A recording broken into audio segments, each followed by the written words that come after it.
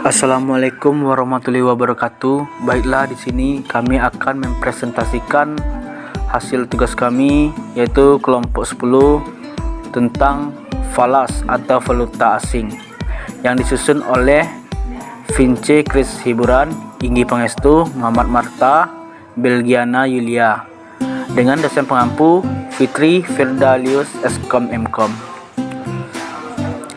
Definisi falas.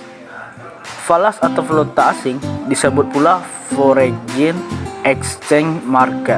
Diartikan sebagai lembaga pasar di mana orang dapat memperoleh fasilitas-fasilitas untuk melaksanakan pembayaran kepada penduduk negara lain atau menerima pembayaran dari penduduk negara lain. Fungsi falas. Yang pertama, melakukan transfer mata uang sebuah negara dengan negara lain agar bisa dipergunakan di negara tersebut, atau mentransfer daya beli antar negara. Yang kedua, mendapatkan atau menyediakan kredit untuk membiayai transaksi perdagangan internasional.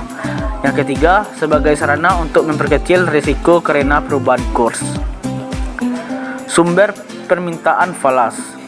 Yang pertama, para importir barang dan jasa. Yang kedua, para investor dalam negeri yang memerlukan valuta asing untuk melakukan transaksi luar negeri. Yang ketiga, para debitur dalam negeri yang memerlukan valuta asing untuk melunasi hutang luar negeri, dan seterusnya. Jenis mata uang. Convertible, bebas untuk ditukarkan dengan emas atau ditukarkan dengan mata uang asing. Inconvertible, yaitu sukar untuk ditukarkan dengan mata uang negara lain. Hard currencies, atau mata uang yang kuat, yaitu mata uang yang memiliki sifat acceptability yang tinggi. Soft currencies, yaitu sangat sedikit atau bahkan tidak ada peminatannya. Risiko falas.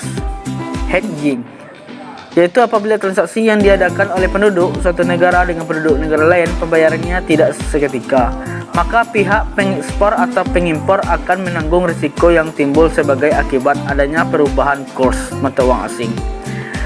Arbitrage, terjadi jika valuta asing di negara satu berbeda dengan kurs valuta asing yang terjadi di negara lain. Tindakan arbitrage mempunyai pengaruh menghilangkan atau paling sedikit mengurangi perbedaan kurs valuta asing.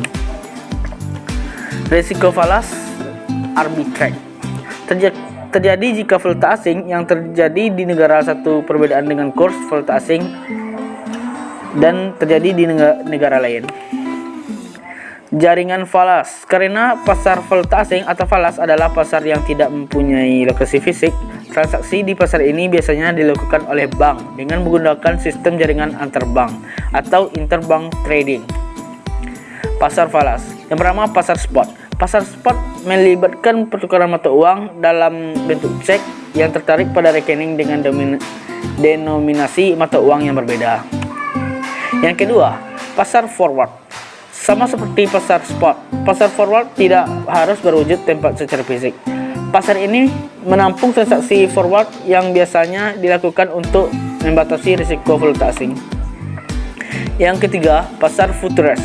Pasar ini memiliki dua jenis objek transaksi, yaitu valuta asing atau financial futures market dan commodity atau commodity futures market. Yang keempat, pasar ori. Perbedaan dari pasar forward dan futures di mana pada saat jatuh tempo akan ada penyelesaian transaksi berupa penyerahan mata uang dan pembayaran. Pelaku falas. Dealer pada umumnya disebut juga sebagai market maker yang berfungsi sebagai pihak yang membuat pasar bergairah di pasar asing. Yang kedua, perusahaan atau perorangan. Perusahaan maupun individu dapat pula melakukan transaksi perdagangan valuta asing atau falas.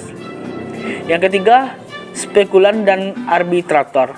Spekulan dan arbitrator bertindak atas kehendak mereka sendiri dan mereka tidak memiliki kewajiban untuk melayani konsumen serta tidak menjamin kelangsungan pasar.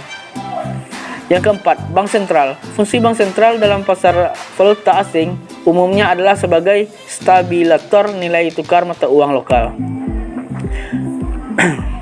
Pialang bertindak sebagai perantara yang mempertemukan penawaran dan permintaan terhadap mata uang tertentu.